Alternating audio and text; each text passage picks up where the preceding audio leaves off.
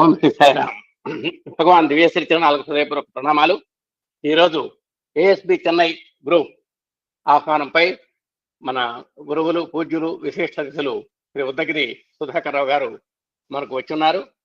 వారిని మనం కొద్ది వాక్యాలతో సింపుల్ గా పరిచయం చేస్తున్నాం. మీ యొక్క పూర్తి పేరు ఉద్దగిరి సుధాకర్ రావు గారు. ఈయన అసోసియేట్ ప్రొఫెసర్ గా ఎల్బి కళాశాల విశాఖపట్నంలో రిటైర్ అయ్యారు. 2000 సంవత్సరం నుంచి కూడా మన స్వామి యొక్క పదంలో ఈయన పదం పెట్టేంత వరకు తీయలేదు, నిరాఘాటంగా సాగుతున్నారు. మరి ఒక 8 సంవత్సరాల పాటు విశాఖ సిటీ సమితి జిల్లా స్థాయిలో అధ్యయన మండలి సాధనా క్యాంప్స్ లో మంచి చాకచక్యంగా నిర్వహించినటువంటి దిట్టైన, అలాగే రాష్ట్ర స్థాయి ఆధ్యాత్మిక ఫ్యాకల్టీ సేవలు కూడా అందించారు. National working group on studies circles లో ఏపీ తరఫున సభ్యులుగా ఎంపిక కావటం వీరి యొక్క జీవితంలో ఓ చక్కని మరుపు. అలాగే పాఠ్యాంశ రచనలు చేశారు. మరి ఎన్డబ్ల్యూసి చైర్మన్ ఆమోద ముద్ర పొందారు. అలాగే దివ్య సందేశాలు చిన్న చిన్న సంఘటన రూపేణ వీరు చక్కగా సంకలనం చేశారు. అలాగే వక్తగా ఎన్నో వేల ఉపన్యాసాలు ఇప్పుడు ఇచ్చున్నారు. అలాగే రచనా వ్యాసంగంగా ఆధ్యాత్మిక వ్యాసాలు శ్రీవాణి, శ్రీ సాయి స్పందనలో మరి 40కి పైగా ఇప్పటికి ప్రచురింపబడ్డాయి. ఈ విధంగా స్వామి యొక్క సేవలో మరి ఎన్నో సంవత్సరాలుగా ఆయన వివిధ హోదాల్లో చక్కని సేవలు నిర్వర్తించి వీరు విరామ జీవితంలో కూడా నిర్విరామంగా పనిచేస్తున్నటువంటి కృషి వలరు శ్రీ ఉద్దంటి సుధాకర్ రావు గారు, ఉద్దగిరి సుధాకర్ రావు గారు. వారికి మనందరి తరఫున, మన అధినేత దంపతుల తరఫున హృదయపూర్వక ధన్యవాదాలు తెలియజేస్తూ ఈరోజు మహాభారతము ధర్మ సూక్ష్మాలు 3వ ఎపిసోడ్లోకి మనం ఆహ్వానిస్తూ వారికి ఓం శ్రీ సాయిరామ్. సాయిరామ్ సార్.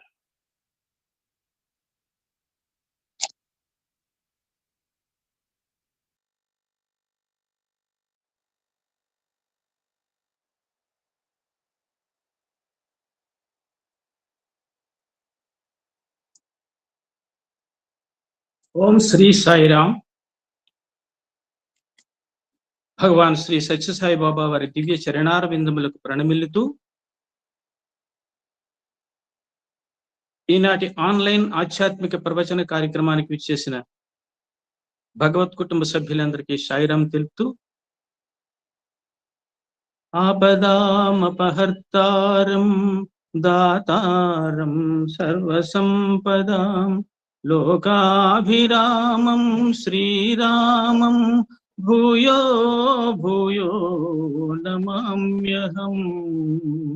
ప్రేమాచల నివాసాయ ప్రేమ గంగా ప్రవాహిని ప్రేమ చైతన్య స్వరూపాయ ప్రశాంతి నిలయే నమో నమః.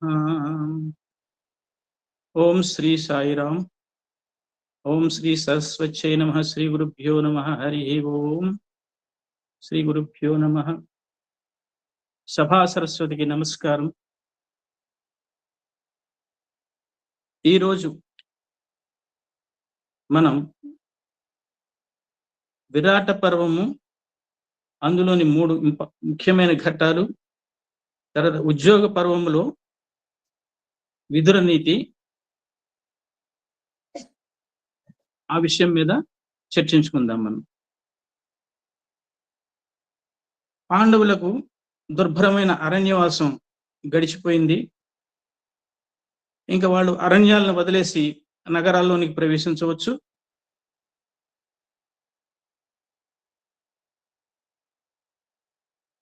అది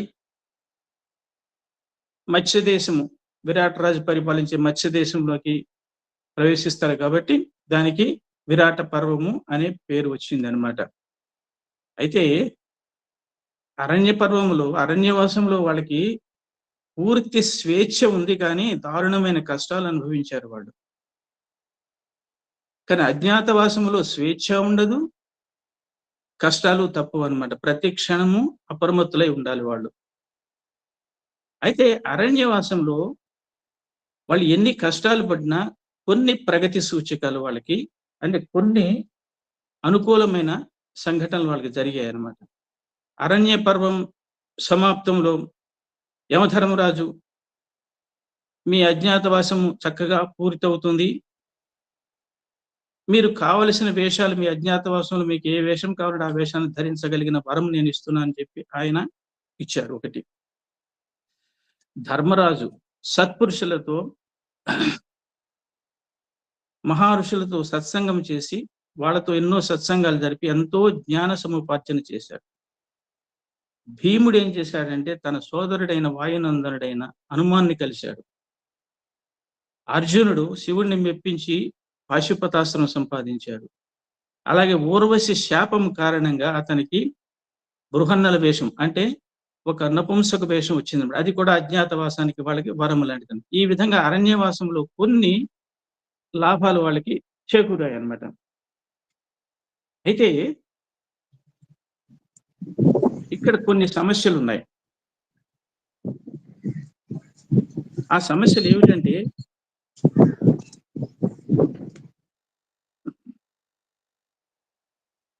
ద్రౌపదిని రక్షించుకోవడం అది అత్యంత క్లిష్టమైన విషయం. 5గురు ఒక చోటే ఉండాలి ఆవిడ రక్షించాలంటే.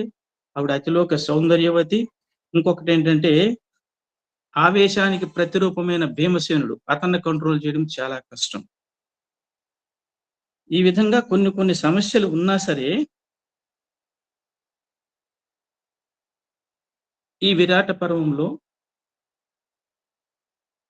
మహాభారతం ఒక మలుపు తిరుగుతుంది అనమాట. ఇందులో ముఖ్యమైన 3 ఘట్టాలు ఉంటాయి అన్నమాట. ఒకటి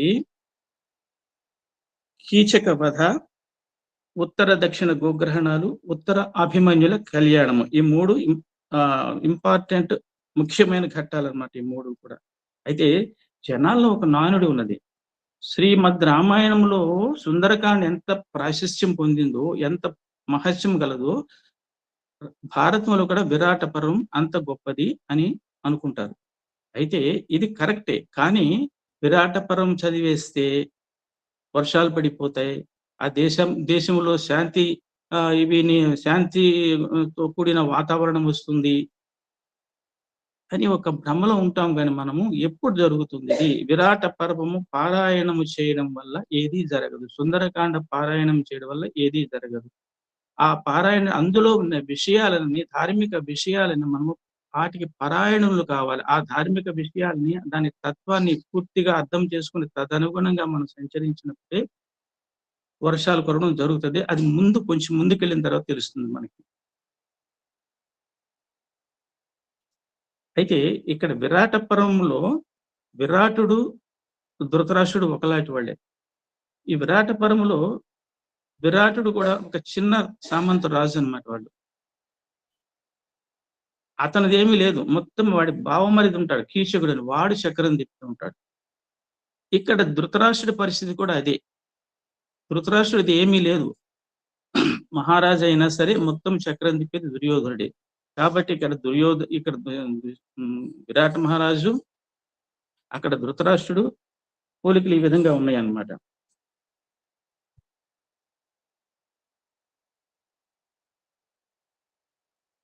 ఇక్కడ భారతం వినిపిస్తున్నప్పుడు జనమేజయుడు, పాండవుల మునిమనముడు, వైశంపాయన మహర్షిని అడుగుతాడు.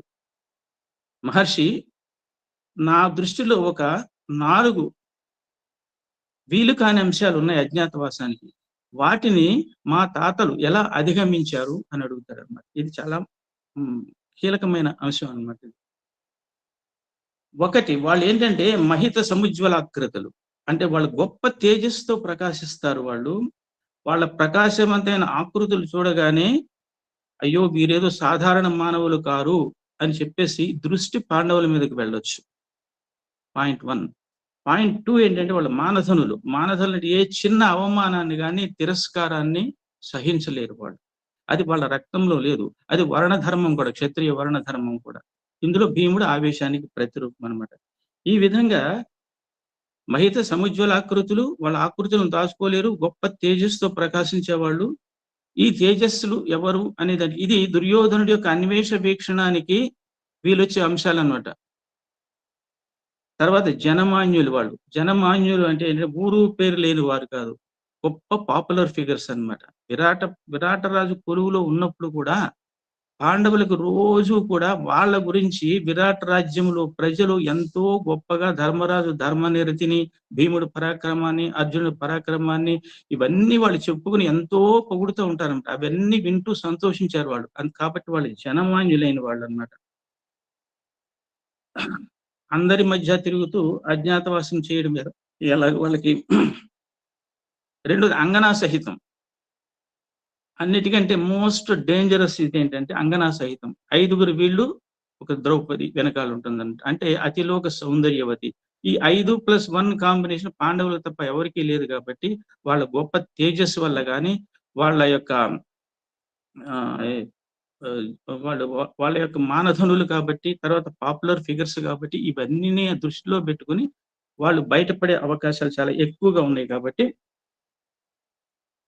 ఆమె ద్రౌపది, వీరు పాండవులు అనే అనుభవం చాలా మంది కలుగుతుంది వీళ్ళని చూడగానే. కాబట్టి ఈ 4 అంశాలు కాకుండా అర్ధబలము అంగబలము ఉన్న దుర్యోధనుడు జల్లెడి పెట్టేస్తాడు భూతత్వంతో, ఎక్కడెక్కడ ఉన్నారని వీళ్ళు. కాబట్టి అదొక ప్రమాదకరమైన అంశం. ఈ అంశాలన్నీ దాటుకుని మా తాతలు ఎలా అజ్ఞాతవాసం చేశారు అని అడుగుతాడు. తర్వాత కథలో అతను వింటాడనమాట. అయితే ఒకరోజు ధర్మరాజు ఏం చేస్తాడంటే అరణ్యవాసం పూర్తి అయిపోయింది. అర్జున, మన అజ్ఞాతవాసానికి అనువైన ప్రదేశాలు ఏమైనా ఉంటే చెప్తావా అని అడుగుతాడు. అప్పుడు చెప్తాడు. పాంచాల దేశము, చేది దేశము, మత్స్య దేశము, శూరసేన, దశారణ, నవరాష్ట్ర, ఇలా ఒక 10 దేశాల పేర్లు చెప్పి వీటిలో నీకు ఏది ఇష్టమో అక్కడే ఉందామన్నాడు అర్జునుడు. ఇది ధర్మ సూక్ష్మం. అసలు ఎలా ఉండాలి, మన ఒక ఫ్యామిలీలో, ఒక కుటుంబంలో పెద్దలు చిన్నలు ఎలా ఉండాలి అనే దానికి ఇది ఒక చక్కని ఉదాహరణ అన్నమాట. అప్పుడు ధర్మరాజు పాండవులు అగ్రజుడు, ఆయన మాటని ఎవ్వరు పాండవుల్లో కాదనరు. అయినా అర్జునుని సలహా అడిగాడు ధర్మరాజు. ఇక్కడ అర్థం ఏంటంటే పెద్దతనాన్ని చూసుకొని అహంకారంతో విర్రవీగడం కాకుండా అవసర సమయాలలో పిన్నవారైనా ఆలోచనా పరులైతే వారి సలహాలను పెద్దలు తీసుకోవాలి. సమస్యలు ఎదురైనప్పుడు కుటుంబాలలో పెద్దలు ఇలా ప్రవర్తించాలంటుంది మహాభారతం. అగ్రజుడు అడిగాడు కనుక అర్జునుడు చెప్పాడు, కానీ నిర్ణయాన్ని ధర్మరాజుకే విడిచిపెట్టాడు. పెద్దలు అడిగితే పిన్నలు సముచిత సలహాలను ఇవ్వవచ్చు, కానీ తమ సలహానే అమలు చేయాలని భావించకూడదు. తమ సలహాలను పాటించినప్పుడు అడగడం ఎందుకు అని వాదించకూడదు. వారు సలహాలను అడిగారే గాని నిర్ణయాలను చెప్పమని అడగలేదు కదా. ఇది పెద్దవారి విషయంలో చిన్నవారు పాటించవలసిన నియమము. మహాభారతం, వ్యాసభారతం ఉన్నది యథాతథంగా మీకు వినిపించారు. అయితే ధర్మజుడు అంటాడు, అర్జున, నువ్వు చెప్పిన వాటిలో ఈ రాజ్యాలన్నింటిలో కూడా మత్స్య దేశం చాలా సుభిక్షమైనది. విరాట్ రాజు ధర్మశీలుడు, మహాబలవంతుడు, వదాన్యుడైన, కాబట్టి అక్కడ మనము ఆశ్రయం పొందితే బాగుంటుంది అని చెప్తాడు. అంటే ఇక్కడ విరాటుడు ఒక సామంతరాజు, కౌరవుల్ని గెలవగలిగినంత శక్తి సమాజంలో ఉన్నవాడు కాదు. కానీ విరాటుడు మహాబలవంతుడు ఎందుకన్నాడంటే ఆయన ధర్మ ప్రవర్తనుడు, ప్రజారంజకంగా పరిపాలిస్తున్నాడు. కాబట్టి ఇక్కడ ఎప్పుడు కూడా విజయం ఎప్పుడు వస్తుందంటే బలం వల్ల రాదు. విజయం ఎప్పుడు కూడా ధర్మ పరిపాలన వల్లనే వస్తుంది అనమాట విజయం. కాబట్టి అక్కడ అందుకని మహాబలవంతుడని విరాటుడిని వాడాడు. అయితే ఇక్కడ ధర్మం కూడా గురించి కూడా ఏం చెప్తుందంటే మహాభారతం, యతో ధర్మ తతో జయ అని మహాభారతం చెప్తుంది. ధర్మం ఎక్కడుంటే అక్కడ జయం అని మహాభారతం చెప్తుంది. కాబట్టి విరాటుడు ధర్మశీలుడు కాబట్టి ఆయన బలవంతుడు అన్నాడు. అక్కడ మనం ఆశ్రయం పొందొచ్చు అని చెప్పేసి చూడండి. ఇక్కడ విధి ఎంత బలీయమో చూడండి. పాండవులు మహాయోధులు, సర్వం సహా చక్రవర్తులు. వాళ్ళు ఒక సామంతరాజు దగ్గర, చిన్న సామంతరాజు దగ్గర ఆశ్రయం పొందుతుంటే విధి ఎంత బలీయమైందో చూడండి. ఒకసారి తెనాలి రామకృష్ణని కృష్ణదేవరాయలు అడుగుతాడు, కుంజర యూధము దోమ పుత్తుకజొచ్చెన్ అని లైన్ ఇచ్చి పూరించమంటాడు అన్నమాట. అంటే కుంజర యూధము అంటే పాండవుల సమూహం అన్నమాట. పాండవులు ఏనుగుల సమూహం అని, దోమ అంటే విరాటుడు. అంటే ఏనుగుల సమూహం వెళ్ళి దోమ గొంతుకులో దూరడం అనేది సాధ్యపడే విషయమా? అప్పుడు ఎలా పూరిస్తాడు ఆయన, రంజన చెడి పాండవులు అరిభంజనులై విరటు గల్వ పాల్పడి రగట సంజయ విధి నేమందును కుంజర యూధంబు దోమ కుత్తుకదొచ్చెన్. విధిని ఏమంటాము, ఏనుగుల సమూహం లాంటి పాండవులు వెళ్ళి దోమ లాంటి విరాటుడి దగ్గరికి వెళ్ళారంటే ఇంకా విధి ఎంతకంటే బలీయమైందా అని చెప్పేసి ఆయన సమస్యను చక్కగా పూరిస్తాడు. ఉదాహరణకు చెప్పాను అనమాట. తర్వాత వీళ్ళందరూ కూడా ఏమేమి పాత్రలు వహించారు. విరాట్ రాజు దగ్గరికి వెళ్ళినప్పుడు మనం ఏమేం పాత్రలు పోషించాలని చెప్పి ధర్మరాజు అంటాడు, నేను కంకుబొట్టు పేరుతో బ్రాహ్మణుడిగా ఉంటాను, నాకు పాచికల మీద పట్టుంది కాబట్టి వాడు జోద ప్రియుడు విరాట్ రాజు, కాబట్టి అతనికి నేను ఎప్పుడు కూడా వినోదం కల్పిస్తూ ఈ ఆట ద్వారా అతన్ని రంజింపజేస్తాను. నేను కంకుబొట్టు పేరుతో ఉంటాను. అదేంటంటే నేను ధర్మరాజు ఆస్థానంలో పనిచేశాను, ధర్మరాజు కూడా ఇదే వినోదం నేను కల్పించేవాడని చెప్తాను అని చెప్తాడు. ఆ తర్వాత భీమసేనుడు వలలుడు అనే పేరుతో వంటవాడుగా జాయిన్ అవుతాడు, నాకు మల్ల యుద్ధంలో కూడా కొంత ప్రావీణ్యం ఉందని చెప్తాడు అనమాట. అర్జునుడు ఊర్వశి శాపం వల్ల బృహన్నల లాగా తయారవుతాడు, తయారై విరాట రాజు కొలువులోకి వెళ్ళినప్పుడు చెప్తాడు, మహారాజా నాకు నృత్యగాన విషయాల్లో కూడా నేను నృత్యం బాగా నేర్పుతాను, పాటలు బాగా నేర్పుతాను, కాబట్టి ఈ నృత్య గీత వాద్యాలు నేర్పడం నేను ప్రావీణ్యత ఉంది కాబట్టి నేను చక్కగా అందరికీ కూడా నేను నేర్పుతాను అంటే, అయితే అప్పుడు ఏమంటాడంటే, నా కుమార్తెకు మీరు వాద్య గీతాలు నేర్పండి, నేర్పినప్పుడే మీరు ఏం చేస్తారంటే మిగిలిన రాజ్యంలో ఉన్న ఆడపిల్లలందరికీ కూడా మీరు నృత్య వాద్య గీతాలు నేర్పండి, వాళ్ళందరూ కూడా నాట్య శాస్త్రంలో ప్రావీణ్యత సంపాదించేది చేయండి. ఇది రాజుకు ఉండవలసిన లక్షణం అన్నమాట. తన కూతురు చెప్తానంటే ఊరుకోలేదు, కానీ మిగిలిన ఆడపిల్లలందరికీ కూడా విరాట్ రాజ్యంలో ఉన్న వాళ్ళందరినీ కూడా ప్రావీణ్యత సంపాదించేటట్టు నాట్యంలో చేయమని కోరాడు అనమాట. ఇది బ్రాడ్ మైండెడ్నెస్ అనమాట.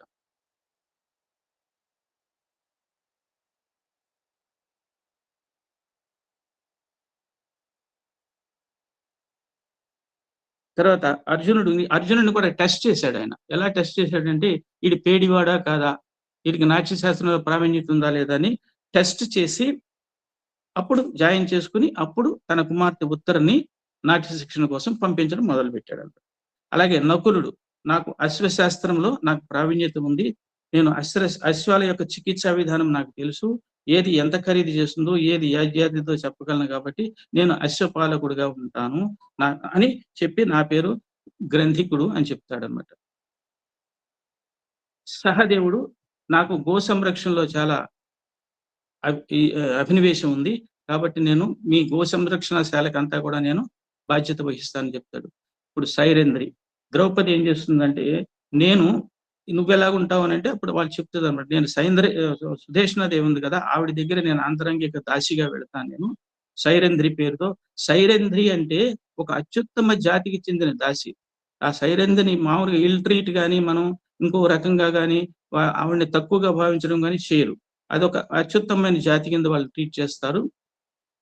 ఆవిడకి ఏంటంటే శిరోజ అలంకరణ, పువ్వులు ముడవడము, తర్వాత సుగంధ ద్రవ్యాలు తీయడము, ఇటువంటి పనులంటి మీద కూడా నాకు ప్రావీణ్యత ఉంది, నేను సుదేష్ణాదేవి అంతరంగిక మందిరంలో సైరేంద్రిగా ఉంటానని చెప్తాడు.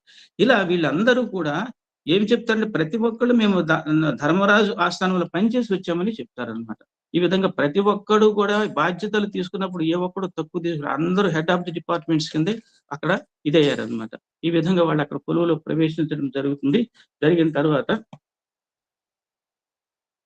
దౌమ్యుడు చెప్తాడు, బాగానుంది, మీరు అక్కడ జాయిన్ అవుతారు, ఈ పాత్రలతో మీరు ప్రవేశిస్తారు, బాగానుంది, కానీ ఇది ఈ రోజు కూడా ప్రతి ఒక్కరు మనం తెలుసుకోవాల్సింది రాచరిక వ్యవస్థలో, ఈ రాజకీయ వ్యవస్థలో కూడా.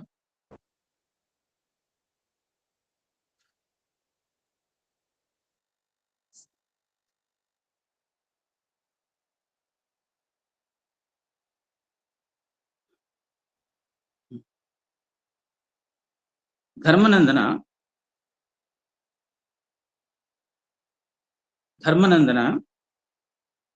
రాజుకు అడగకుండా ఉచిత సలహాలు ఇవ్వకూడదు.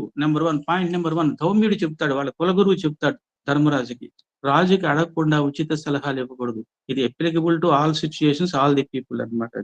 తర్వాత ఎప్పుడు వీలు చిక్కినా సందర్భోచితంగా పొగడుతూ ఉండాలి. రాజుగారిని పొగడ్తలు కావాలి వాళ్ళకి. గతంలో కూడా వంది మాగదులు ఉండేవాళ్ళు. వంది మాగది అంటే వంది ఏం చేసేవాడు అంటే, రాజుగారు తప్పు చేస్తున్నప్పుడు రాజుగారు గతంలో ఎలా ఉన్నాడు, ఎన్ని యుద్ధాలు చేశాడు, ఎన్ని మంచి పనులు చేశాడు చెప్పి దారిలోకి తీసుకొచ్చేవాడు. అదే మాగది ఏం చేసేవాడు అంటే, రాజుగారు తప్పు చేస్తున్నప్పుడు వాళ్ళ పూర్వుల చరిత్ర అంతా చెప్పి వాడిని దారిలోకి తీసుకొచ్చాడు. మీ వాళ్ళు అలా చేశారు, ఇలా చేశారు, ఇవాళ మీరు ఎలా చేయడం భావ్యం కాదని చెప్పేసి. ఓకే, అలాగూ ఈ మూడవది ఏంటంటే, ఎట్టి పరిస్థితుల్లో కూడా కోపాన్ని ప్రకటించకూడదు. ఎట్టి పరిస్థితుల్లో కూడా కోపాన్ని ప్రకటించకూడదు, గర్వాన్ని కూడా ప్రదర్శించకూడదు. తర్వాత రాజుగారి ఆసనం ముందు ఆసనం ఖాళీ ఉన్నా కూర్చోకూడదు, చెబితే కూర్చోవాలి. మోకాళ్లను అనవసరముగా ఆడించకూడదు కూర్చున్నప్పుడు, భుజాలను పైకి క్రిందికి ఊగించకూడదు, నెమ్మదిగా మాట్లాడాలి, మెల్లగా తుమ్మాలి, నవ్వొచ్చినా అతిగా నవ్వకూడదు. ఇవన్నీ కూడా సామాన్య జీవితంలో ఉపయోగపడే విషయాలేనండి. ఇవన్నీ పెద్దల ముందు. రాజుతో సమంగా దుస్తులు ఆభరణాలు ఉన్నా సరే ధరించకూడదు, రాజు ద్వేషించే వారితో స్నేహం చేయకూడదు, నిర్లక్ష్యంగా వ్యవహరించకూడదు, రాజుగారు ఎవరికైనా ఏదైనా పని చెప్పేటప్పుడు వింటూ ఊరుకోకూడదు, నాకు కూడా చిత్తగించిన మహారాజా అనాలి, నాకు ఆజ్ఞ ఏమిటి నాకు అని మృదువుగా పలకాలి. ఈ విధముగా దౌమ్యాచార్యుడు విరటను కొలువులో ఎలా ఉండాలి జాగ్రత్తగా అజ్ఞాతవాసంలో ఈ జాగ్రత్తలన్నీ పాటించనని చెప్పిన తర్వాత ఇంకొకటి చెప్పాడు. ఈ రాజులకి భావదారిద్ర్యం ఉంటుంది, ఎప్పుడు ఎలా రియాక్ట్ అవుతారో తెలియదు, అహంకారంతో కొట్టుకుపోతూ ఉంటారు అని చెప్పి దానికి ఒక సంఘటన తర్వాత జరుగుతుందన్నమాట. దాన్ని అతి చాకచక్యంగా బయటికి తీసుకొస్తాడు ధర్మరాజు. ఇంకా విరాట్ నగర ప్రవేశం చేసేస్తారు. చేసేసిన తర్వాత ప్రవేశించే ముందు దుర్గాదేవిని ప్రార్థిస్తారు. దుర్గాదేవి ఏం చేస్తుందంటే దుర్గాదేవిని ప్రార్థించి హోమం చేసి, హోమానికి చుట్టూ హోమాగ్నికి ప్రదక్షిణ చేసి దుర్గాదేవిని ప్రార్థించి దుర్గాదేవి ఆశీస్సులు పొందితే అజ్ఞాతవాసం మీకు సక్సెస్ అవుతుంది పాండవులారా వెళ్ళండి అని ఆవిడ చెప్తుంది. ఈ విధంగా విరాట్ నగర్ ప్రవేశంలో వాళ్ళు దైవ ప్రార్థనలు చేస్తారనమాట. వాళ్ళ ఆయుధాలన్నీ కూడా దగ్గరలో ఉన్న శ్మశానం సమీపంలో పెట్టేసి వాళ్ళు విరాట్ నగరంలో ప్రవేశిస్తారనమాట. ప్రవేశించిన తర్వాత 3 నెలలు గడిచిపోతుంటాయి సౌమ్యంగా ప్రశాంతంగా. 3 నెలలు గడిచిపోయిన తర్వాత అక్కడికి ఒక జీమోతమల్లుడని ఒక మల్లయోధుడు వస్తాడు. అప్పుడు ఇలా సంకటం. జీమోతమల్లుడు ఏం చేశాడంటే భయంకరంగా అందరినీ ఓడించి ఛాలెంజ్ చేస్తాడు. ఛాలెంజ్ చేసిన తర్వాత మీ రాజ్యంలో ఎవరు ఇంకా మల్లయోధులు లేరా, అయితే నన్నే విజేతగా ప్రకటించండి అని చెప్తాడు. భీముడు అక్కడే ఉంటాడు కదా, భీముడికి చాలా బాధ కలుగుతుంది అనమాట. ఎందుకనంటే బయటికి రాలేడు. దుర్యోధనుని గూఢచారులు పట్టుకుంటారు బయటకు వస్తే. 2 వాళ్ళు ఎక్కడ ఉంటారో తెలియదు గూఢచారులు. 2 ఏంటంటే విరాటుని గౌరవం కాపాడాలి. ఎందుకంటే విరాటుని యొక్క కొలువులో ఒక గర్భస్థ శిశువు వల్లే సురక్షితంగా ఉన్న పాండవులు మరి ఇది కృతజ్ఞత ప్రదర్శించే సమయం వచ్చింది కాబట్టి ఆయన యొక్క గౌరవాన్ని కాపాడాలి. 3వది ఏంటంటే జీమూతుని ఛాలెంజ్ చేస్తే వీళ్ళు మానధనులు కదా, ఊరుకుంటారా వీళ్ళు. 4వది ఏంటంటే చేతులు ముడుచుకుని కూర్చోవడం భావ్యమా. ఎన్ని సందేహాలు ఆయన మనసులో రగులుతున్నప్పుడు ధర్మజుడు విరాట్ రాజా మన వంటశాలలో పనిచేసే వలలుడు ఉన్నాడు కదా ఇక్కడే, అతనికి మల్ల యుద్ధంలో ప్రావీణ్యత ఉంది కాబట్టి మీరు అతన్ని ఆజ్ఞాపించండి, వీటితో పోట్లాడతాడు అని చెప్పి. ఆ విధంగా ధర్మరాజు ఏం చేశాడంటే భీమోతమల్లుడిని భీముడు సంహరించడము ఇవన్నీ జరుగుతాయి. విరాట్ రాజు గౌరవం దక్కుతుంది. ఈ విధంగా ధర్మరాజు ఏంటంటే కృతజ్ఞతకు పెద్దపీట వేశాడనమాట. కానీ ద్రౌపది మనోవేదన పడుతుంది.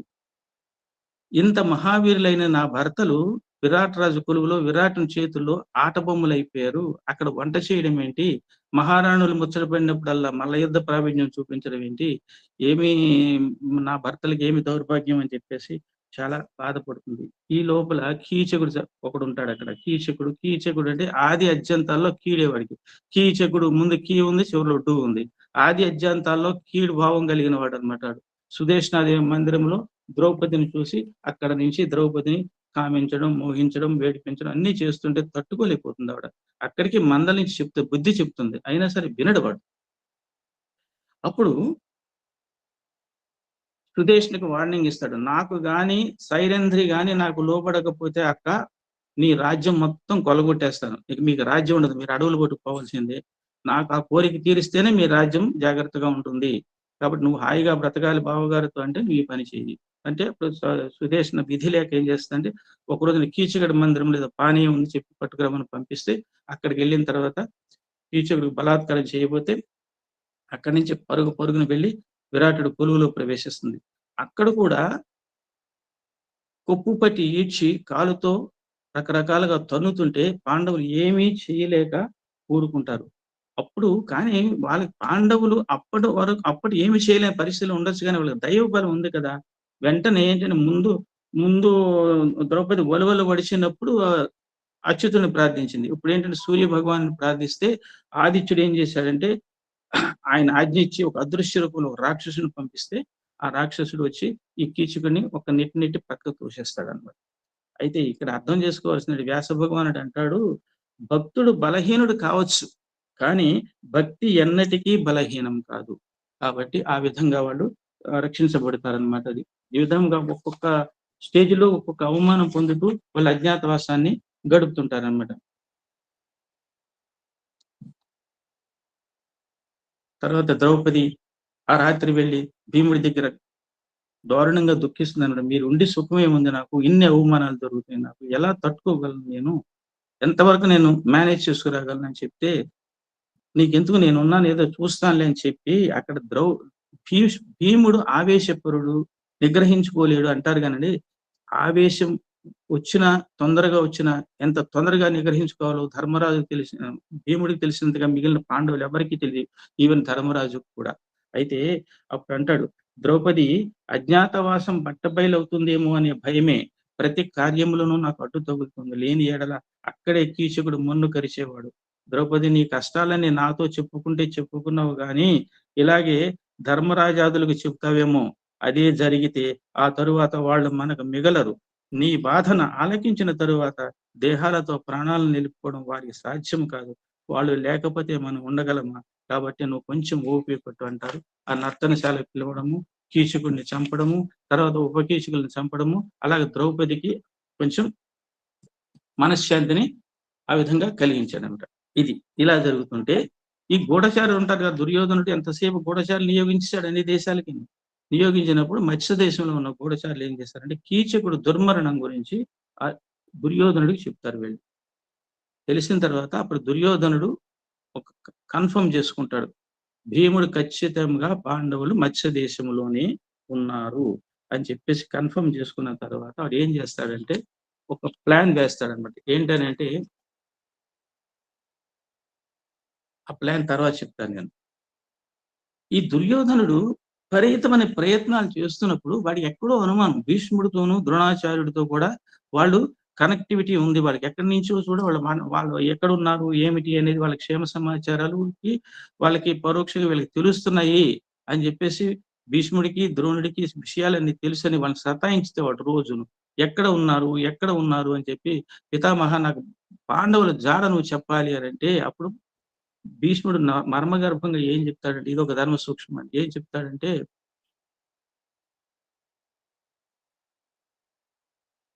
పాండవుల ధర్మమే వారిని కాపాడుతుంటుంది, వారికి అమంగళం జరగదు నాయన అని చెప్తూ, ఈ లక్షణాలు నేను చెప్తాను, ఈ లక్షణాలు ఉన్న చోట పాండవులు ఉంటే ఉండొచ్చు, కానీ నువ్వు గుర్తించడం చాలా కష్టము అని చెప్పి చెప్తాడన్నమాట. ఒకటి ధర్మదేవత అక్కడ శోభిస్తూ ఉంటుంది దుర్యోధన, అక్కడ బ్రాహ్మణ భక్తి ఉంటుంది. బ్రాహ్మణ భక్తి అంటే బ్రహ్మజ్ఞానులకు సముచితమైన గౌరవములకు భక్తి గౌరవాలు లభిస్తాయి అన్నమాట. పరహిత రక్తి ఎంతసేపు కూడా ఆ వాళ్ళు ఎక్కడ ఉంటే అక్కడ పరహిత రక్తి, ప్రతి ఒక్కడికి కూడా పరులకు హితము చేకూర్చే ఆసక్తిలోనే ఉంటారన్నమాట వాళ్ళు. తర్వాత సత్య భాషణం, పొరపాటును కూడా అబద్ధం ఆడరు. దానశీలత, వాళ్ళకున్న దాంట్లో దానం బాగా చేస్తారు. తర్వాత ఇంద్రియ నిగ్రహం, ఇంద్రియాల మీద అదుపు ఉంటుంది వాళ్ళకి. ద్రోహ చింతనం ఉండదు వాళ్ళకి.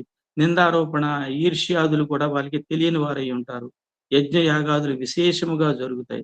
పాడి పంటలు సమృద్ధిగా ఉంటాయి. ఇక్కడ చూడండి, వ్యాస భగవాను చెప్తాడు, ఫలములు రసపూర్ణంగా ఉంటాయండి. అక్కడ చెట్లు కాసే ఫలాలు రసపూర్ణంగా ఉంటాయి. మీకు గత క్లాసులో కూడా చెప్పాను నేను మీకు.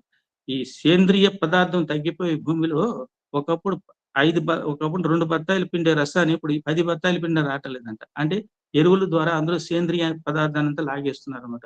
అలాగే ఎక్కడ ధర్మం ఉందో అక్కడ చెట్ల యొక్క ఫలాలు రసపూర్ణంగా ఉంటాయి. ధాన్యం శక్తివంతంగా ఉంటుంది. ఆ ధాన్యం తింటే శక్తి బాగా చేకూరుతుంది అనమాట.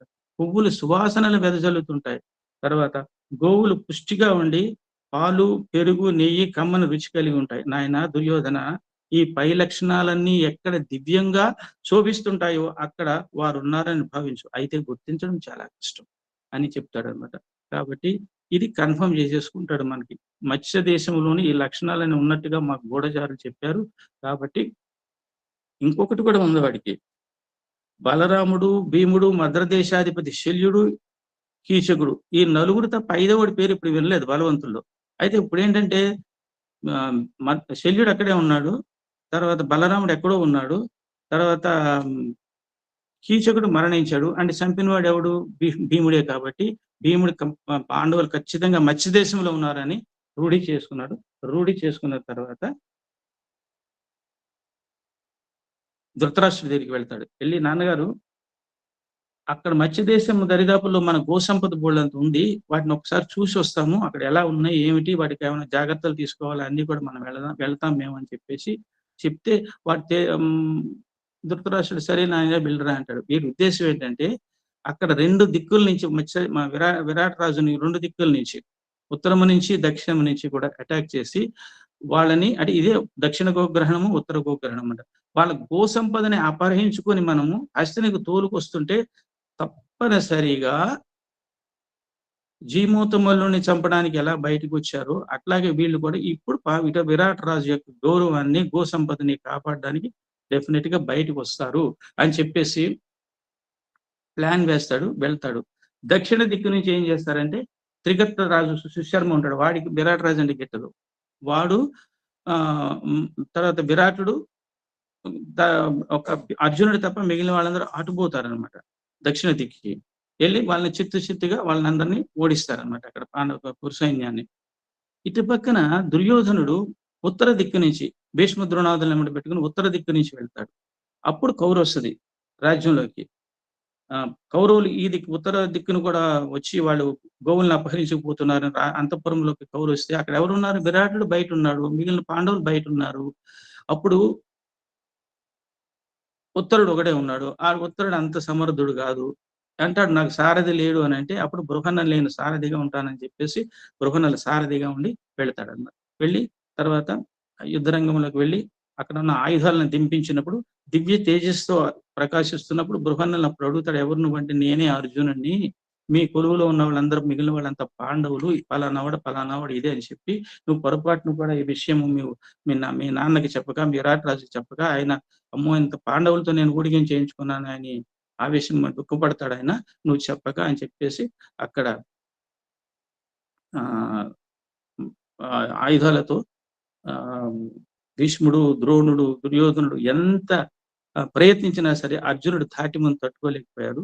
దుర్యోధనుడు గోవులతో పారిపోతున్నప్పుడు దుర్యోధనుడిని పట్టుకుని వెనక్కి తీసుకొచ్చి చావబాది వాడు పారిపోయేదట్టు చేసి ఆ గోవులందరినీ వెనక్కి తీసుకొస్తారు. ఈ లోపల కరుణులు కూడా పారిపోతారనమాట. అయితే ద్రోణాచార్యుడు భీష్ముడిని క్వశ్చన్ వేస్తాడు. దుర్యోధనుడు వచ్చేవాడు అర్జునుడు అంటారంటే మీరు, వాడు ఎలా అర్జునుడు అవుతాడు? మీకు దివ్య తేజస్సు ఇంకా చాలా మంది ఉండొచ్చు, వాడు ఎలా అర్జునుడు అవుతాడు? ఇంకా అజ్ఞాతవాసం పూర్తి కాలేదు అని చెప్తే ఇదొక ధర్మ సూక్ష్మం అనమాట. అప్పుడు చెప్తాడు, సరే నీకు ఈ లెక్క నీకు తెలియదు కాబట్టి చెప్తాను నేను, విను దుర్యోధన. వాళ్ళు 12 సంవత్సరాల అరణ్యవాసం, 1 సంవత్సరం అజ్ఞాతవాసం, 13 సంవత్సరాలు వాళ్ళు చేసినప్పుడు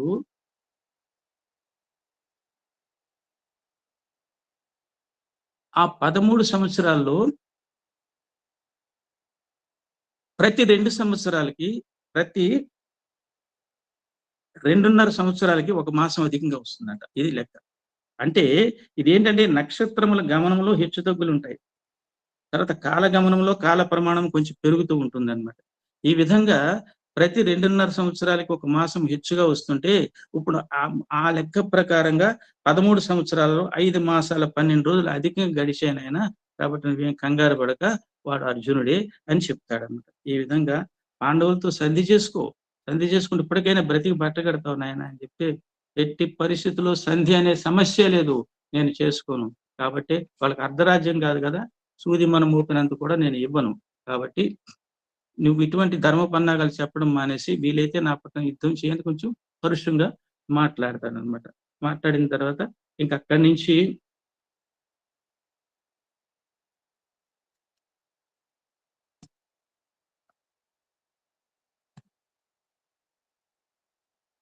ఈ అజ్ఞాతవాసం అయిపోతుంది. అజ్ఞాతవాసం ఉంటారు. ఈ ఉత్తర గోగ్రహణము, దక్షిణ గోగ్రహణంలో కూడా పాండవులు వీళ్ళు అని అర్జునుడు ఉత్తరుడు యొక్క పర్మిషన్ తో విరాట్ రాజు చెప్పేస్తాడు, పలానా నేను అర్జునుడు అని చెప్తే అప్పుడు విరాటుడు చాలా దుఃఖపడిపోతాడు. మీతో నేను సేవ చేయించుకున్నానా నేను అని చెప్పేసి చాలా బాధపడిపోయి, దీనికి నేను ప్రతిగా ఏమి చేయాలి మీకు నేను? మా పరువును కాపాడారు మీరు, మా రాజ్యాన్ని కాపాడారు మీరు అని చెప్తే, రాజా మీరు అంత బాధపడాల్సిన అవసరం లేదు. ఈ అజ్ఞాతవాసంలో మేము మీ కొలువులో గర్భస్థ శిశువుల వల్ల సుఖంగా హాయిగా ఉన్నాం. మీరు చేసిన దానికి మేము ధన్యులము అని చెప్పిన తర్వాత క్షమాపణ అడుగుతాడు. క్షమాపణ అడిగిన తర్వాత విరాటుడు అంటాడు, అయితే ఒక పని చేయండి, నా కుమార్తె ఉత్తర ఉంది కదా, ఉత్తరని అర్జునుడికి నేను వివాహం చేసుకోమని అడుగుతాడు. తర్వాత నా రాజ్యమంతా యుధిష్ఠిరుడికి ఇచ్చేస్తాను నేను. మీరు ఆ రాజ్యమంతా యుధిష్ఠిరుడికి ఇచ్చి ఉత్తరని అర్జునుడికి ఇచ్చి పెళ్లి చేస్తాను నేను అంటే, అప్పుడు ధర్మరాజు అంటాడు కలగ చేసుకుని, నాయన అర్జునుడా అభిమన్యుడా సార్? సారీ, అర్జునుడికి చెప్తాను సార్, చెప్తాను పాయింట్ అదే మీరు అడుగుతాను అనుకున్నాను. అదే చెప్తాను నేను. అర్జునుడికి ఉత్తరం ఇవ్వడానికి విరాటుడు సంసిద్ధుడవుతాడు. సంసిద్ధుడు అయిన తర్వాత యుద్ధం రాజ్యం అంతా యుధిష్ఠిరుడికి ఇవ్వడానికి. అప్పుడు అర్జునుడు కలగజేసుకుని నీ పుత్రికి నన్ను తండ్రిలా భావించింది, కోడలు కూతురు లాంటిది కనుక ఆమెను నా కుమారుడు అభిమన్యునికి ఇచ్చి వివాహం జరిపించండి. నేను ఆవిడికి నృత్య నాట్య గానాదులు నేర్పాను కాబట్టి నేను గురువు గారిని అవుతాను. గురువుకి శిష్యురాలు కూతురు లాంటిది కాబట్టి నేను చేసుకోవడం భావ్యంగా ఉండదు కాబట్టి నా కూతుర్ని మీ ఉత్తర్ని నేను నా కొడుకైన మహాపరాక్రమవంతుడు శ్రీకృష్ణుడు మేనల్లుడైన అభిమన్యుడికి ఇచ్చి పెళ్లి చేయని చెప్తాడు. దానికి ధర్మరాజు ఆమోద ముద్ర వేస్తాడు.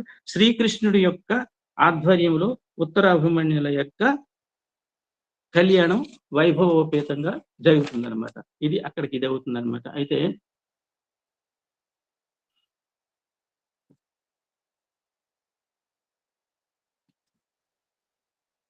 ఇక అక్కడి నుంచి విరాట పర్వం సమాప్తి అయిపోతుంది.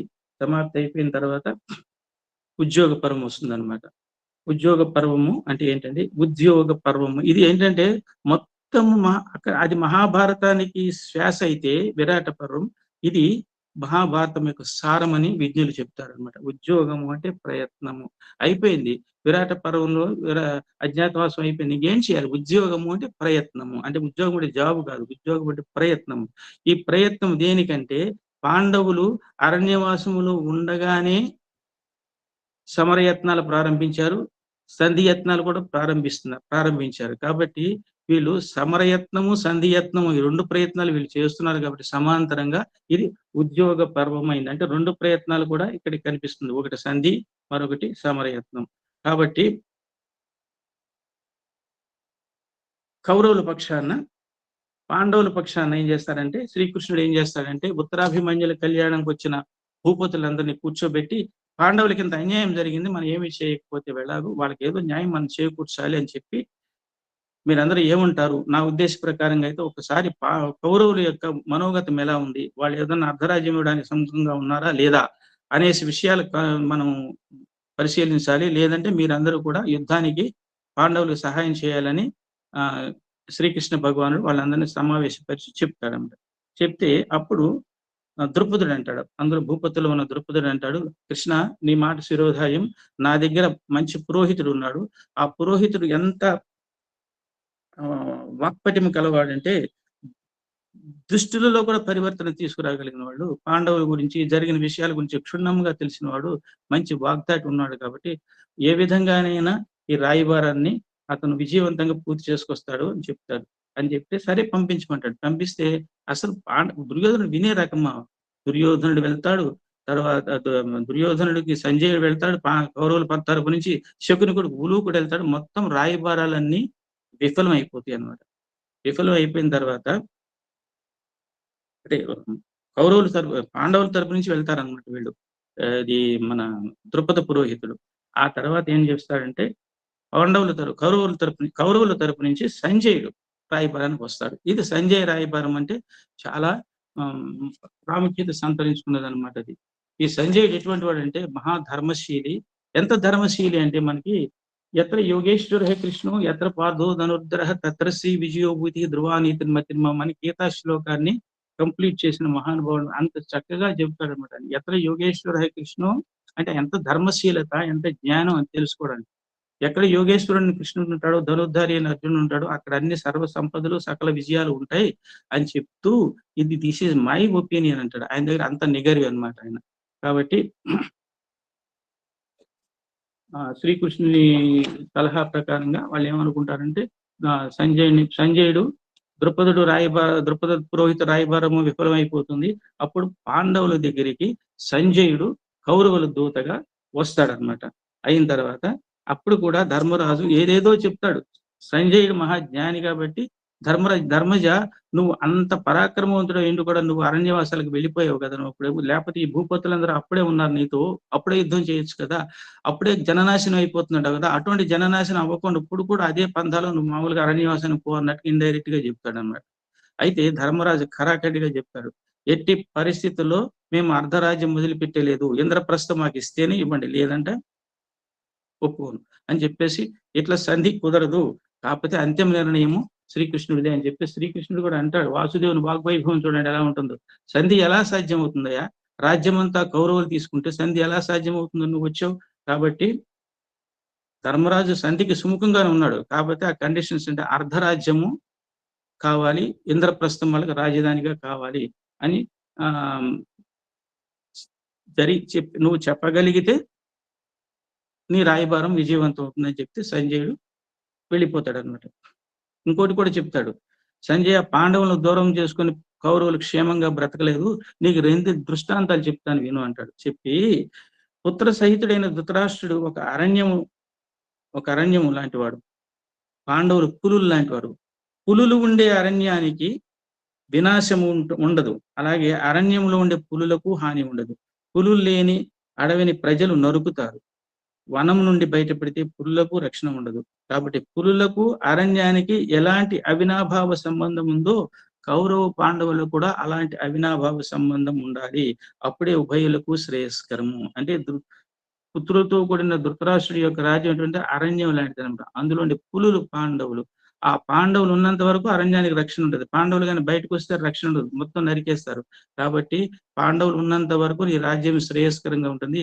ఒక పులికి అరణ్యానికి ఉన్న అవినాభావ సంబంధం నీ పుత్రుడు పాండవుల మీద కొనసాగించితే మంచిది అని చెప్పి ఇంకొకటి కూడా చెప్తాడు. కౌరవులు తీగల వంటి వారు సంజయ, పాండవులు వృక్షాల వంటి వారు.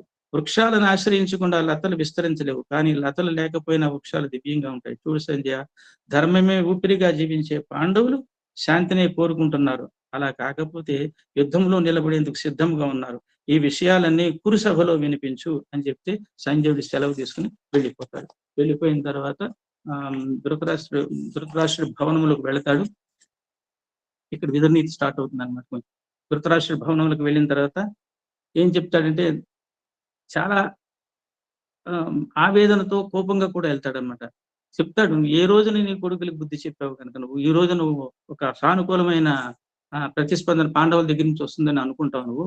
కాబట్టి సంజయుడు ఏం చేశాడు, ధర్మరాజు యొక్క ధర్మ నిరతిని, దుర్యోధన దుష్ట బుద్ధిని స్థాళీ పులాక న్యాయంగా చెప్పారు. స్థాళీ పులాక న్యాయం అంటే మనం చాలా సార్లు వింటాం. స్థాళీ పులాక న్యాయం అంటే అక్కడక్కడ కొన్ని విషయాలను తీసుకొని మొత్తం విషయం కవర్ అయ్యేటట్టుగా, అంటే అన్నం ఉడుకుతున్నప్పుడు అన్నం మెతుకుని చూసి ఒక మెతుకుని చూసి ఉడికింది అన్నట్లుగానే ఈ స్థాళీ పులాక న్యాయంగా వివరించేసి నాకు ప్రయాణ పడలేకుంది, నేను రెస్ట్ తీసుకుని రేపు పురుసభలో మొత్తం వినిపిస్తానంటే ఇంకా ధృతరాష్ట్రుడికి ఆందోళన ఆవేదన మొదలైపోయింది అనమాట. మొదలైపోయి ఇంకా విదురుడికి కౌరు పెడతాడు. విదురా, ఇలా సంజయుడు రాయబారం తిరిగి వచ్చాడు, అది సఫలమైనట్లేదు, పొడి పొడిగా 4 మాటలు చెప్పేశాడు, వేడివేడిగా 2 తిట్లు తిట్టి వెళ్ళిపోయాడు. విదురా, నాకు కంటిపై రెప్ప వాలడం లేదు, ఇంకా రేపు ఏం వినాల్సి వస్తుందో పురుసభలో నా మనస్సు కంగారు పడుతుంది, నువ్వు ధర్మార్థ కుశలుడు కాబట్టి నీ బోధ ద్వారా నన్ను శాంతింప చెయ్యి విదురా అంటాడు ధృతరాష్ట్రుడు. అప్పుడు ఈ విదుర నీతి ఎట్లా ఉంటదంటేనండి, ఇప్పటికీ ఆచరణ యోగ్యమే ఆయన చెప్పిన ప్రతిదీ కూడా. నేను చాలా 8 అధ్యాయాలతో 596 శ్లోకాలతో ఉన్న విదుర నీతిని మొత్తం అంతా ఎసెన్స్ పోకుండా చాలా తక్కువ ఒక 15-20 క్వశ్చన్లకి నేను data Vyasa Bharatamu at the same time Tikkana Kavitraya Bharatam అన్నింటిని కంపేర్ చేసుకుని చెప్పాను. ఇక్కడ కొంచెం అందరూ కూడా శ్రద్ధాళువులై కొంచెం వినండి కొంచెం. అప్పుడు ఉంటాడు మహారాజా, నిద్ర ఆవశ్యకత గురించి చెప్తాడు విదురుడు ధృతరాష్ట్రుడికి. ఆహార పానీయాల వలె ఆహార పానీయాల వలె నిద్ర కూడా మనిషికి సహజమైన అవసరం. శ్రమించే మనిషికి విశ్రాంతి అవసరం. అందుకని శ్రమ చేసేందుకు పగలు, విశ్రమించేందుకు రాత్రిని పరమేశ్వరుడు ఏర్పాటు చేశాడు. రాత్రి వేళల్లో మనిషికి సహజంగా నిద్ర వస్తుంది. మీకు నిద్ర ఎందుకు పట్టడం లేదు నాకు అర్థం కావడం లేదు. నిద్రించడానికి కారణాలు అక్కర్లేదు. కానీ నిద్ర పట్టకపోవడానికి 4, 5 కారణాలు ఉన్నాయి. ఇది విదుర నీతంలో. మొట్టమొదటి కారణం ఏమిటంటే, బలవంతునితో శత్రుత్వం గల దుర్బలునికి, అంటే పాండవులతో శత్రుత్వం, నువ్వు దుర్బలుడివి అని ఇండైరెక్ట్ గా చెంపదెబ్బ కొట్టాడనమాట. తర్వాత బలవంతునితో శత్రుత్వం గల దుర్బలునికి వాడు ఎప్పుడు ఆక్రమించేస్తాడో, ఎప్పుడు చంపేస్తాడో భయం ఉండదు, నిద్ర ఉండదు వాడికి. అన్యుల సంపదను అపహరించిన వానికి, అన్యుల సంపదను అపహరించేస్తారే వాళ్ళకి. తర్వాత కాముకునికి, కోరికలు ఉన్నవాడికి, దొంగకు, ఈ నలుగురికి నిద్ర పడదంట. అంటే అర్థం ఏంటంటే, ఇక్కడ నిజం చెప్పాలంటే విదురుడు చెప్పిన లక్షణాలన్నీ కూడా ధృతరాష్ట్రంలో కనిపిస్తున్నాయి. కొన్ని ప్రత్యక్షంగా దర్శనమిస్తే, కొన్ని విశ్లేషణలతో తొంగి చూస్తాయన్నమాట. మనకి బలవంతులైన పాండవులు సమరానికి సిద్ధంగా ఉన్నారు. అందుకే భయంతో వణికిపోతున్నాడు ధృతరాష్ట్రుడు. పాండవుల ఐశ్వర్యాన్ని వీళ్ళు అపహరించారు. తర్వాత వారి రాజ్యాన్ని కాజేయాలని కోరికతో ఉన్నారు. అలాగే పాండవుల సొమ్మును అపహరించడం చోరత్వమే కదా. అందుకే దొంగకి ఎప్పుడు నిద్ర పట్టదండి. ఎందుకంటే రేపు నన్ను ఎవడు పట్టుకుంటాడో, లేకపోతే ఈ రాత్రి ఏ సమయము దొంగతనం చేయడానికి వీలు, అలాగా రాత్రి అంతా నిద్ర లేకుండానే గడిపాడు అనమాట. కాబట్టి ఈ 4 కారణాలు విదురుడు చక్కగా చెప్పాడు. మీకు ఒకసారి క్లారిటీగా లోపిస్తే మళ్ళీ నా ఆడియోని మళ్ళీ వినండి మీరు, అప్పుడు మీకు బాగా క్లియర్గా అర్థమవుతుంది అనమాట. తర్వాత ఇట్లా జీవితానికి ఉపకరించే నైతిక సూత్రాలను ఎన్నింటినో విదురునీతి బోధిస్తుంది అనమాట. ఆ నీతిల వాక్యాలు ఇప్పటికీ కూడా ఆచరణ యోగ్యమైనవే అని చెప్తూ ఒక శ్లోకం చదువుతాడనమాట. అది ఏంటంటే, ఏకయాద్వే వినిశ్చ త్రీంశ్చతుర్భిర్వశేకురు పంచజిత్వా విదిత్వా షట్ సప్తహిత్వా సుఖీభవ. ఈ శ్లోకంలో ఎంత అర్థం ఉందంటే, రాజా ఒక దానిని ఆధారం చేసుకుని 2ంటిని నిర్ణయించుకోవాలి, 3ంటిని 4ంటితో గట్టిగా వశం చేసుకోవాలి, 5ంటిని గెలవాలి, 6ంటిని తెలుసుకోవాలి, 7ంటిని త్యజించాలి. ఇలా ప్రవర్తించేవాడు వివేకమే సొమ్ముగా కలవాడు. ఇక్కడ వివరంగా చెప్తాను. వివేకమే నిండుగా ఉన్నవాడు విదురుడు. ఆ వివేకము నిండుకున్నవాడు ధృతరాష్ట్రుడికి. ఏం చెప్తే అర్థమవుతుంది వాడికి అంటే, ఇక్కడ ఏంటంటే, ఒకటైన బుద్ధి చేత బుద్ధిని ఉపయోగించాలి. మనం ఎప్పుడూ కూడా ఏంటంటే మనస్సు చెప్పింది వింటాం కానీ బుద్ధి చెప్పింది వినము. బుద్ధిని డామినేట్ చేసి మనసు చెప్పినట్టుగా మనం ప్రవర్తిస్తాం. కాబట్టి బుద్ధి చేత సంకల్ప వికల్పాలను జాగ్రత్తగా, ఎన్నో సంకల్పాలు వస్తాయి, ఎన్నో వికల్పాలు వస్తాయి, వీటన్ని జాగ్రత్తగా పరిశీలించి ఒక నిశ్చయాన్ని కలిగించే తెలివిని బుద్ధి అంటారు. అట్టి బుద్ధిని ఆధారంగా చేసుకుని నిర్ణయం చేసుకోవాల్సిన 2 ఉన్నాయంట. అవి 2 ఏంటంటే, ఒకటి చేయవలసిన పని, దీనినే కార్యం అంటారు. 2 చేయకూడని పని, అకార్యము. అంటే కార్యాన్ని ఆచరణలో పెట్టడానికి, అకార్యాన్ని ఛేదించడానికి మనం బుద్ధిని వాడాలి. ఆ బుద్ధిని నువ్వు వాడు అని చెప్పినట్టు అయిందనమాట. తర్వాత మూడింటి ద్వారా 4ంటిని వశం చేసుకోవాలంట. 3 ఏంటంటే 3 రకాలుగా శత్రువులు ఉంటారంట మనకి. శత్రువు, మిత్రువు, ఉదాసీనుడు. ఈ మూడు విధాలుగా ఉన్న శత్రువులను, మిత్రువులను, ఉదాసీనులను వీళ్ళని 4ంటితో వశం చేసుకోవాలట. మిత్రుని ఎలా చేసుకోవాలి? సామంతో. మిత్రుని ఎప్పుడు కూడా సామంతో, చక్కని మాటలతో మనం మిత్రుణ్ణి వశం చేసుకోవాలి. ఉదాసీనుడు ఉంటాడు కదా, అది చేయడు ఇది చేయడం, వాడు శత్రువు కాదు మిత్రుడు కాదు, డిసైడ్ చేయలేము మనం. వాడిని ఏం చేయాలంటే ఇంత డబ్బు పడేసి దానం చేత వాడిని, ఉదాసీనుడిని మనం వశం చేసుకోవాలి. తర్వాత శత్రువుని మట్టికి 4ంటితో వశం చేసుకోవాలంట. అదేంటంటే సామ, దాన, భేద, దండోపాయాలు ఉపయోగించాలి.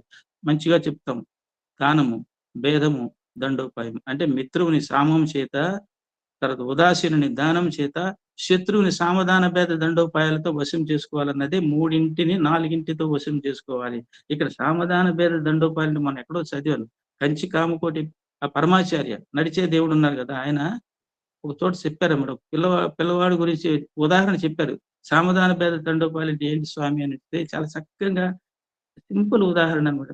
సాము అంటే ఏముంది, నీ పిల్లవాడు చదవట్లేదు అనుకో, మంచి మాట చెప్తున్నాను బాగా చదువుకోరా అది ఇది అని చెప్తావు. వినలేదనుకో దానం, 4 చాక్లెట్లు కొనిస్తావు అనమాట. అప్పటికీ వినలేదనుకో, ఇంక ఏదో రేపు నుంచి నీకు ఏమీ తేను, ఈ చాక్లెట్ పక్కింటోడికి ఇస్తానండి. అది భేదం అనమాట, సామధాన భేద. ఈ 3 వినలేకపోతే 4 తగిలిస్తాడనమాట. ఇది శత్రువు పట్ల మనం చేయాల్సింది అనమాట. అది 2. ఒక దాని చేత మనం బుద్ధి చేత చేయవలసిన కార్యాన్ని, చేయకూడని కార్యాన్ని నిర్ణయించుకోవాలి.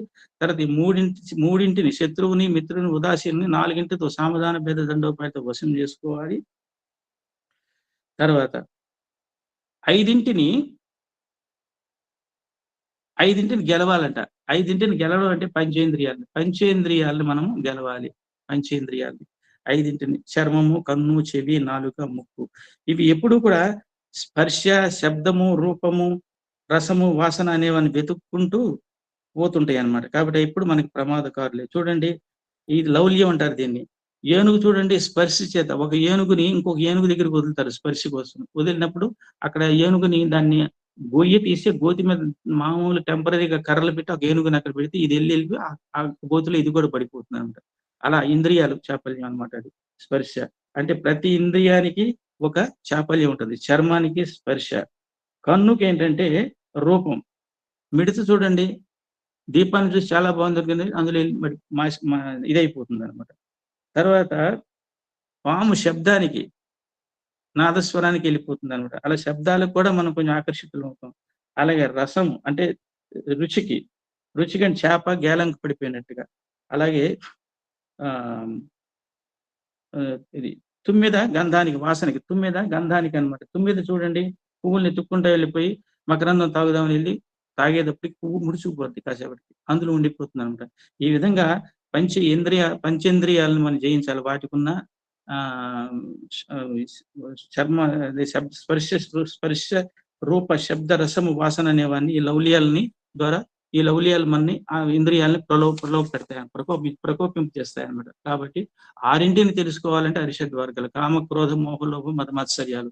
7ని త్యజించాలంటే సప్త వ్యసనాలు అనమాట. అంటే శ్రీ వ్యసనం, జూదం, మద్యం, వేట, పరుషముగా పలకడం, కఠినంగా జీవించడం, కఠినంగా దండించడం, సొమ్మును వ్యర్థముగా వెచ్చించడం. ఇది కూడా సప్త వ్యసనమేనండి. కొంతమంది అన్నెసరీ ఎక్స్పెండిచర్ చేస్తారన్నమాట. ఈ సప్త వ్యసనాలను విడిచిపెట్టాలి అని చెప్తూ పండిత లక్షణాలు చెప్తారన్నమాట. పండిత లక్షణాలు అంటే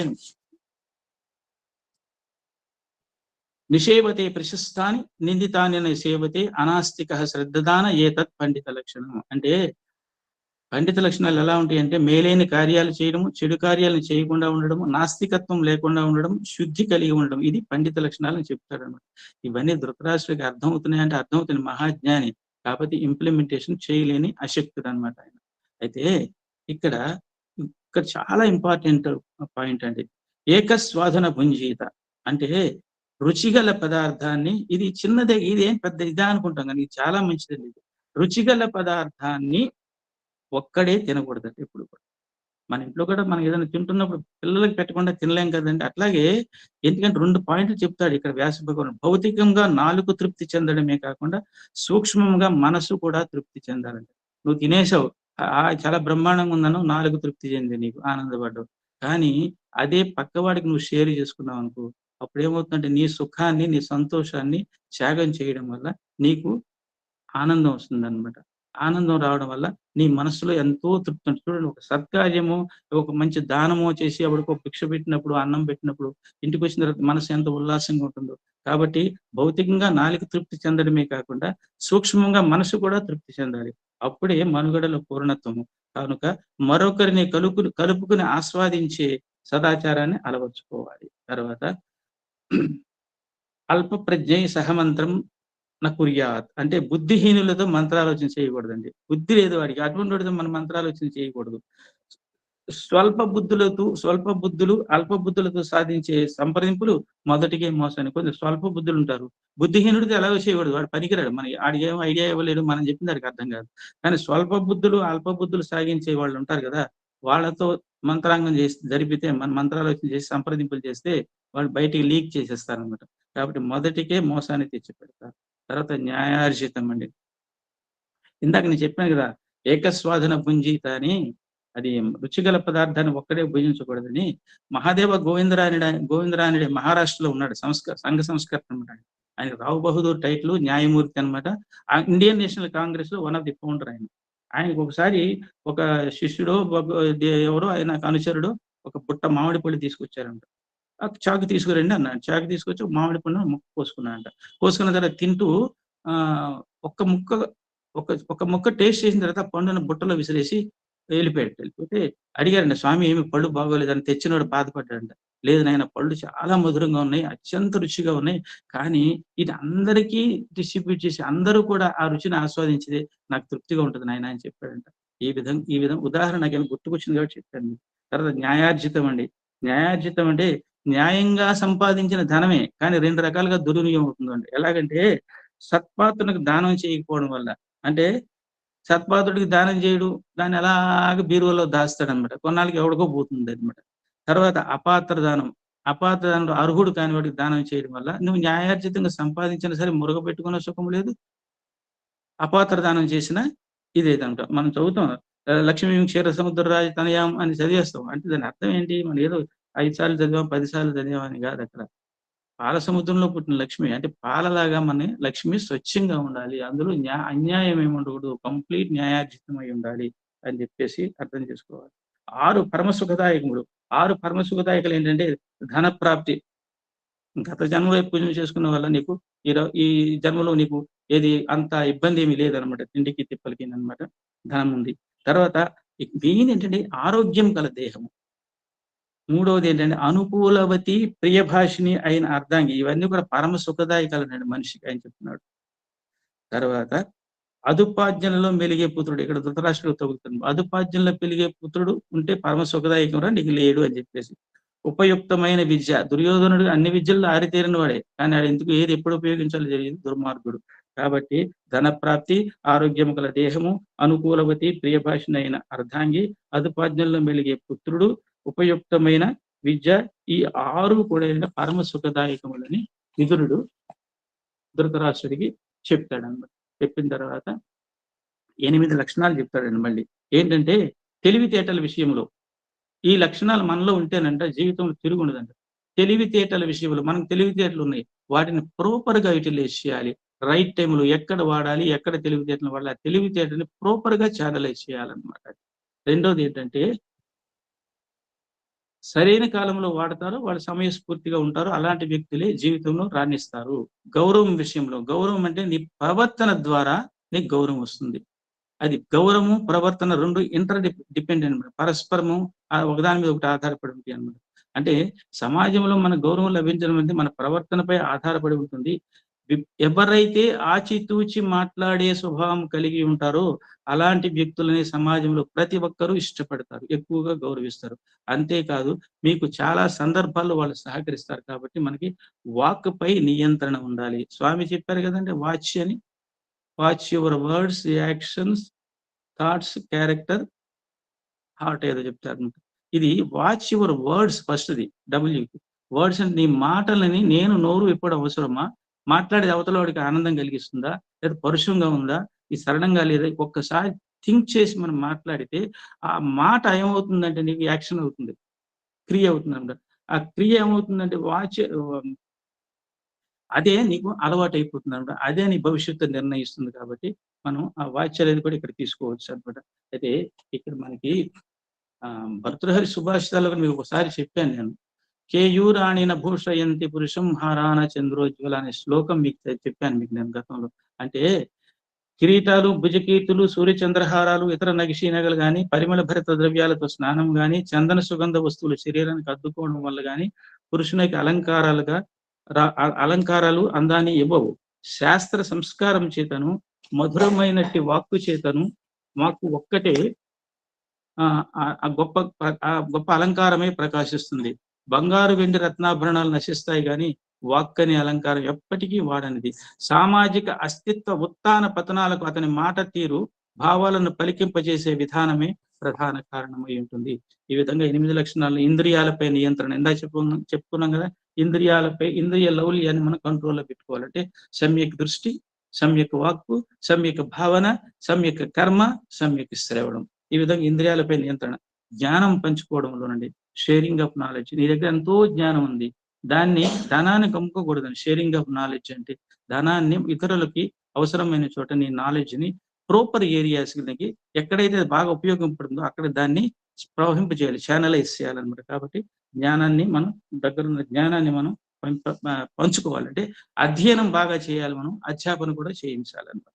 ఈ విధంగా ధైర్యము, శక్తి అంటే సరైన సమయంలో నిర్భయంగా ధైర్యంగా సరైన సమయంలో మాట్లాడడాన్ని, నిజాన్ని నిర్భయంగా చెప్తారో అలాంటి వారికి సమాజంలో ఖచ్చితంగా గౌరవం లభిస్తుంది. అంటే నిజాన్ని నిర్భయంగా చెప్పాలండి, అక్కడేదో మొహమాట పడకూడదు, తర్వాత తత్తరపాటు కూడా పనికిరాదనమాట. కాబట్టి వాస్తవాలు మాట్లాడాలనుకుంటే ఏమాత్రం భయపడొద్దు, ధైర్యంగా ముందడుగు వేయండి అని విదురుడు ఇతనికి బోధిస్తాడనమాట. అంటే ఇక్కడ ఏంటంటే స్వామి కూడా చెప్తారు, why fear when I am here, అంటే నేనుండగా నీకు భయం ఎందుకని, అంటే ప్రతి సందర్భంలో నేనున్నా నువ్వు ముందుకెళ్ళిపోని కాదు. నువ్వు పరిశుద్ధుడు అయితే, నీకు ప్యూరిఫైడ్ థాట్స్, సక్రమైన ఆలోచనలు ఉంటే, ఒక న్యాయ నిర్ణయం నువ్వు తీసుకోవాలనుకున్నప్పుడు నువ్వు భయం పడక్కర్లేదు, నేనున్నాను. కాబట్టి నువ్వు ధర్మానికి అనుకూలంగా వెళ్ళాలనుకున్నప్పుడు నువ్వు ధైర్యంగా ముందుకెళ్ళు, నేనున్నాను అక్కడ అని చెప్తారన్నమాట. కాబట్టి మనం ధర్మ నిర్ణయం చేసుకున్నప్పుడు నిర్భయంగా ఉండాలి. ఇది తర్వాత దాన ధర్మాలు చేయాలండి మనం. అంటే ఇక్కడ ఇది సామాజిక బాధ్యత, సోషల్ వెల్ఫేర్ కోసం, సోషల్ రెస్పాన్సిబిలిటీ అన్నమాట. కాబట్టి సమాజ శ్రేయస్సు కోసం తమ వంతు సహకారం అందిస్తారో అలాంటి వ్యక్తులకు సమాజంలో గౌరవం, కీర్తి లభిస్తుంది. తర్వాత సహాయం చేయడంలో హెల్ప్ ఎవర్ హర్ట్ నెవర్ అని స్వామి చెప్తారు. కాబట్టి సహాయం చేయడంలో ఎప్పుడు ముందుండు, అప్పుడు ప్రత్యేకమైన గౌరవం నీకు లభిస్తుంది. కాబట్టి హెల్ప్ చేయ అందరికీ అని చెప్పి ఈ విధంగా ప్రథమాధ్యాయం అయిపోతుంది. తర్వాత ధర్మం వలన లభించిన సంపదలు విడిపోవు, తరిగిపోవు. అంటే ధర్మం వలన నీకు వచ్చిన సంపదలు ఇప్పటికీ విడిపోవంట, విడిచిపోవంట, తరిగిపోవంట.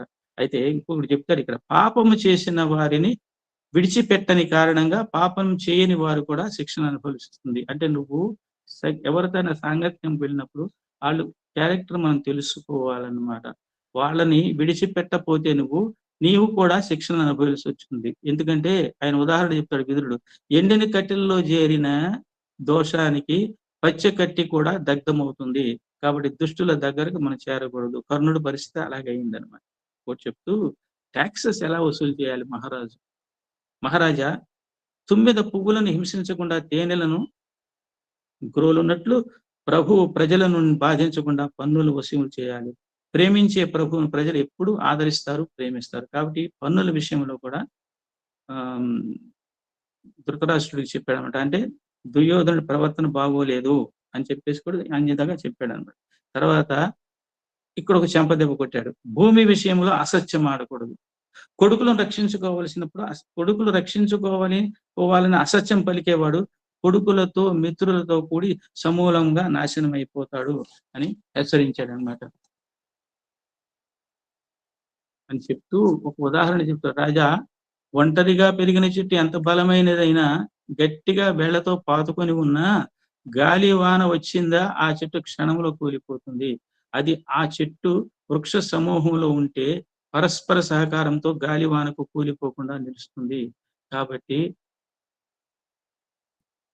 జ్ఞాతులైన వారు ఒకరితో ఒకరు కలిసి ఉండడం చేత పొరలలో కమలాల వల్లే శోభిస్తారు. కాబట్టి మీరందరూ కలిసి ఉంటేనే, ఏదో ఒంటరిగా ఉంటే దుర్యోధనుడు ఏ రోజుకైనా కూలిపోతాడు. కాబట్టి పాండవులు, కౌరవులు కలిసి ఒక వృక్షమూహం లాగా ఉంటే ఒకడికి ఆపద వచ్చినా ఇంకొకడు ఆదుకుంటాడు అని చెప్పి. చూడు, సన్ఫ్లవర్ పువ్వులు చూడండి, బాగా సూర్యుడి నుంచి శక్తిని లాగుతాయట ఇవి. కానీ ఎప్పుడైతే సూర్యరశ్మి కానీ సూర్యకాంతి లేదో అవి ఏం చేస్తాయంటే సూర్యుడి ఒక్క తిరిగి ఏం చేస్తారు, పరస్పరం అభిముఖంగా తిరుగుతాయండి. ఒక పువ్వుకి ఇంకో పువ్వు అభిముఖంగా తిరిగి ఒకదాని నుంచి ఒకటి శక్తిని ప్రసరింప చేసుకుంటాయండి. అంటే ఒక మొక్కకున్న జ్ఞానం కూడా మనుషులకు లేదన్నమాట.